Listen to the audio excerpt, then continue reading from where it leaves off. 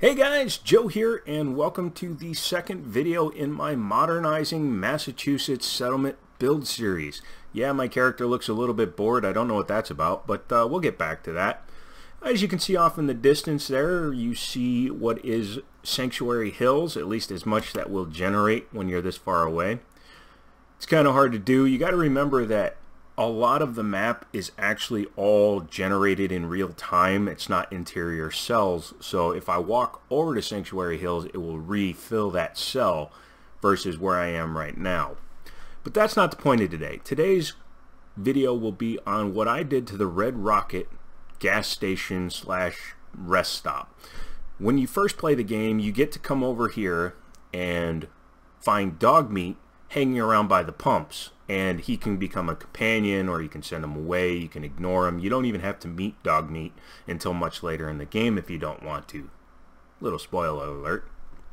But I thought we would take a look at what I did. First thing I'm going to do is pop up into the air so you can take a little bit of an aerial view. It's getting a little bit foggy out. I'll have to change that in just a second. In fact, I'll do that right now and come right back. Now that I've cleared up the air, you can actually see, and you'll notice that this is a much smaller settlement build compared to Sanctuary Hills. Sanctuary Hills is so large that it can't even draw it all. Fallout 4 and I'm sure Fallout 76 basically leave most of the world as an open cell. You can see Concord right there with the church or the museum, and then you can see clear on into downtown Massachusetts or Boston and all the way around the map. If I didn't have my graphics settings all the way up, I'd probably get a slightly better frame rate, but I wouldn't have this breathtaking view. Let's go ahead and drop back down, and you can see that I did preserve as much of the original Red Rocket stop as I could. I didn't preserve all of it because much of it was just damaged beyond repair or just completely dirty. First thing you'll notice is that I did put down concrete everywhere, so it has all new concrete, and I was able to line it up so that the new concrete did not go over the bottom of the pillars there or the gas pumps there or even the floor inside. So it's still nice and level. You can walk through, everything works, everything fits. So I think that came out well. Now there are some elevation changes, just as there were in Sanctuary Hills, and that's something you run into when you're trying to create new concrete and you have this kind of terrain to work with. Because this is the road. I just deleted as much of it as I could, and it just comes around and goes around here. You walk around the side of it. Out front, I did put some cars on display. These are pre-war cars. Came with one of my mods. I can't recall which one at first. And then all I did was I cleaned up all the trash that I could and got rid of all the damaged things that I could without ruining the original aesthetic. I placed a few cars under here with some spotlights on the motorcycle and the Zip. Then a Rocket 69 and a Vaultec van. I thought that looked pretty cool and classy. Just threw some regular light bulbs up under here, and we'll set it to nighttime before the video ends so you can see how it looks at night. Coming around the side to the garage, I did put one of the cars in the actual garage. I did shrink it using the Place Everywhere mod, which allows you to change scaling. This is at about 80% so that it fits inside the garage itself. Otherwise it would have stuck out into the main walkway. Only thing in here is that and the workshop bench. However, I did find out that using the select additional assets setting in Place Everywhere, I could move that if I wanted to, but it fits in here very well. Coming inside the Red Rocket, I kind of turned it into an eating area. It's one of a couple. This is what I figure passers-by would come in here and somebody would do the cooking. I've got some food here and a bunch of tables for visitors and travelers to sit and eat. I did actually build my character a little room in here, preserving the original terminal, adding a wall safe, adding a bed and a dresser, as well as their own bathroom. Shower, toilet, everything. CWSS to the rescue again, and using Place Everywhere, I managed to push it through the wall again so that you don't see the tiles. Fits in really well. This wall is a barn wall, and I think it fits in the space pretty good. The kitchen is the modular kitchen, so everything here works. You can drink from the sink, you can cook on the stove, and you can use the refrigerator to store things. And I have do-it-yourself installed, and that allows me to decorate shelving with food, so residents and people just stopping by can come in here and grab a Nuka-Cola, some alcohol, or just some food for the road. Like I did at Sanctuary Hills, I did use a water tower for the water in the settlement. I didn't realize that the water tower was a source of all the water noise. So I moved it away from the main part of the settlement, and I also put a turret next to it so that I can combine noises away from the actual living areas. But this provides 100 water, and as you can see, I have it lit up as well.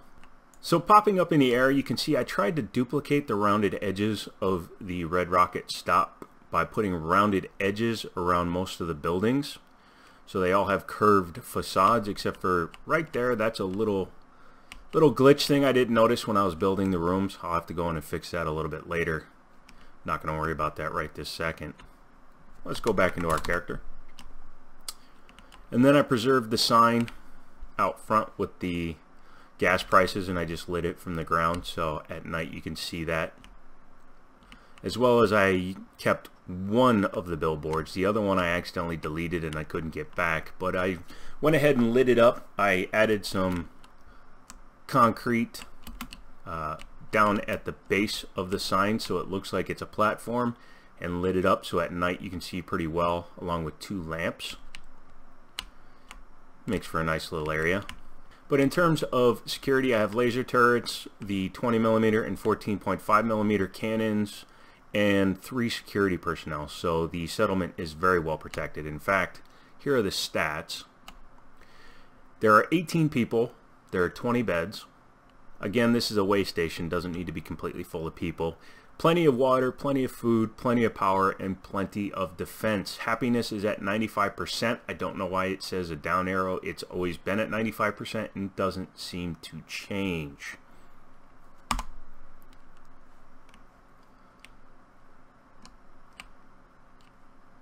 I wanted to originally duplicate the Red Rocket stop using new concrete, but it was too complex and it wouldn't have looked good. Plus, when you delete this main portion, you lose the rocket.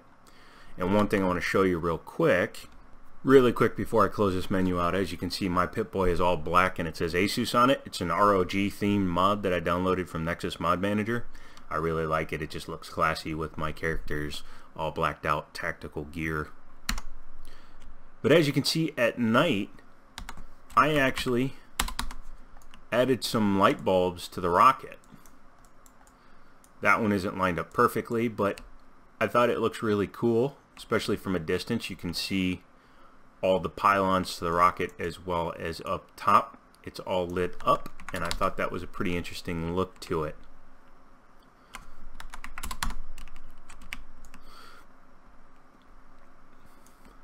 Here's how the settlement looks at night. It's pretty nice to look at. It's not overly bright. It's not dull. I think it's just right for a modern civilization. Dang you, fog. So now we're back to daytime, and let's go ahead and we'll take a walk around the outside of the shop here. Again, I just cleaned it up. I eliminated a lot of the stations that were around the building and put them up in there, and we'll take a look at that in a minute. This is a working ice cooler. You can put your drinks and stuff in there and it'll cool them down. I actually did this to hide a graphical glitch. The wall safe that is installed in there isn't the actual wall safe. It's a full safe that actually clipped through the wall. So I placed the icebox back here in order to hide that. And besides, it looks cool out here. You have a security office here, which is manned, of course. Inside you have a little sit-in cell with a couple of stools. I used a smaller cell in this one. Figured it could just be for troublemakers. And then the door is a screen door instead of a solid door. But it's unobtrusive, it's hidden by the front of the facade, you don't see that, and I thought it was a good place for the security office.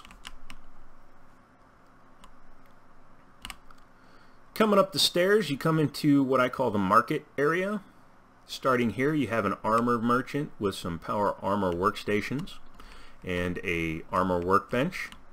I put concrete walls behind them with grates to prevent people from sneaking in and stealing everything. Plus it made it a little bit nicer looking for the storefronts. I wasn't originally going to put storefronts down here, but if you look at the wall here, you can see it isn't actually full height. I'm not sure why, but it didn't put the walls in at the right level. So I wanted to hide that fact by doing it this way. You have your general store merchant with a bunch of random things. A clothing merchant with do-it-yourself mod installed, so a lot of hats and clothes and items and decorated sections here. This lady here runs the barber chair. I thought it was nice to have here. And she runs the weapon station. Again, fully decorated, lots of stuff to have. One thing that you'll notice is I have a lot of women in this settlement. That was not on purpose. I just used the cheat terminal and randomly generated settlers, and it just kept generating female settlers. And since there was nothing I could really say about it, I just said, okay. Coming over here, you have the clinic area. I kind of created a clipping issue with the way I designed it. As you can see, I put the Phoraptor here, and that guy runs that one, and then the surgeon's chair is over here, and the person assigned to it is nowhere to be found. There's a bed up here for one person, a memory lounger. I know that doesn't really go in a medical center, but whatever. It just looks cool in here. And I tucked this barn in underneath. It just seemed like a fun little structure to place, and it fits okay. So yeah, in it went. I repaired the roof so you don't see the big holes in the roofs like you normally do. Since I exited and reloaded the game though, the roof panels seem to have moved a little bit, but I'm not going to worry about that. Under here, I figured this is where travelers and just short timers, as I call them, would stay. It is enclosed and fenced in, so they don't have to worry about people sneaking in at night. And I did give them a bathroom with 2 shower stalls and a toilet. Since these are temporary beddings, they only have foot lockers. Don't need to have giant dressers and full decorations since they're not going to be staying here full time. Ermagerd! Scattered around the site, I do have busy settler workstations. These are scavenging stations. That's a cooking station. That's also a cooking station that guy was just using. And a busy chemistry station. Over here I have a weapons workbench and a modern firearms vending machine. Another armor weapons workbench. I didn't realize I put 2 of them in here. And then various different workbenches that kind of wrap around under here. I could have made this more living quarters, but when I was designing it I was like, hey, that would be cool if all the workbenches were in one area. So that's what I did. From here you have a couple of different places that you can go in order to go up the stairs. And this floating settler issue that you're seeing here, like that guy and that guy, are actually, from what I'm noticing, when they're drawing the settlers back in. It just places them wherever it can, and it causes that clipping issue. But up here is the start of the bedrooms. And just like I did at Sanctuary Hills, they all have their own bathrooms and their own beds for the most part. I think there's a couple of people that are sharing, but not very many. It's just something I like to do. It makes it a much more modern and complete place to have your own individual living quarters. Very modestly decorated beds, dressers, and bathrooms. But I think in a post-apocalyptic world that people would actually appreciate having these little comforts like this. Created a little sitting area with some books, some couches so they can just come out here and sit and read. Put a drink station up here. Some slot machines so they can have something to do for entertainment. And again, it's one of the few places in my settlements that you're going to see wires. Then coming out here, I decided to create an open floor plan deck area for some of the settlers. Got some tables out here so they can come out here and relax. A stocked bar using do-it-yourself. I was able to place some clutter down, and this person runs the bar and restaurant. Coming down the stairs onto the roof, I could have again made this nothing but food production or put another structure up here, but I thought this was the best use of the space. It's kind of an outdoor garden-y area, as well as security up here. They should be able to take care of almost any threat from just up there. Yeah, I thought that looks really nice. Just an open area that kind of preserved the shape of the building.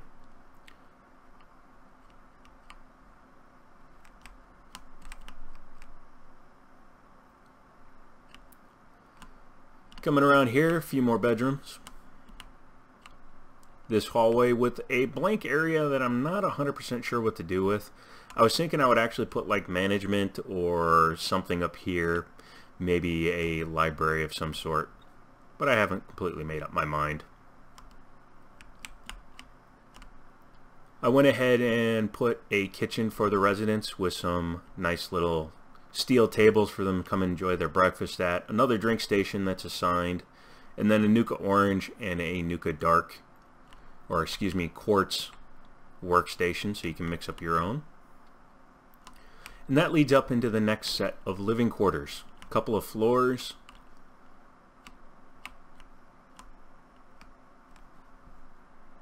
More bedrooms and showers. My use of space in here is probably not the best it could be. There's only 3 rooms per floor here. And a clipping light bulb. And up here on this top floor again, bedrooms, bedrooms, and more bedrooms.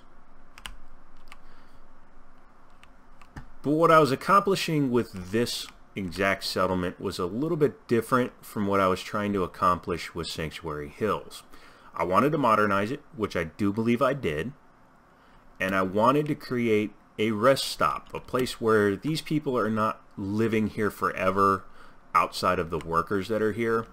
They are here to take care of people coming through on their way to downtown, Concord, wherever the case may be, that want a safe, secure place that's clean as a way station. And then they can also come in and check out some cool displays and items from the past. Just once more, let's take a look at it at night. And as you walk through again, you have that really cool looking sign. And the way the cars are lit up with some ground lighting as well as some overhead lighting, I think it turned out pretty darn well. The Nuka-Cola sign's lit up nice and well again. And as you look through, it kind of looks like a display station as well as just a nice little museum. And of course you have the American flag symbolizing the rebuilding of America. I wanted to light up the actual red rocket, but as you can see, so much of the sign is missing, it wouldn't have looked right no matter what I did. But I thought this area looks pretty nice at night too. The garden mezzanine level. And from here you can look over into Sanctuary and see the sister city and just kind of check out the sights. So that's about it. Next video is going to be on the Taffington Boathouse. I'm building the settlements as I get them from Preston. I started the game over, and as I get each new settlement, I'm deciding what to do with it. So it's pretty interesting what I've done so far, and I can't wait to show you guys. Let me know what you guys think down in the comments. I read all the comments. I respond to most of them. Don't forget to get subscribed. New subscribers are always welcome. All you guys have stuck around for the long haul, thank you so much. If you look down in the description, you will see an affiliate link. If you want to click on that, you can find things like the microphone I used to film this, the Blue Snowball, or the Corsair and Razer stuff I used to run my computer. Anything you buy helps grow the channel, and then I can produce more content, get better stuff, get more games, and just kind of continue on with growing the channel in the way that I want to do it. So thank you guys again so much for watching, and I'll talk to you later.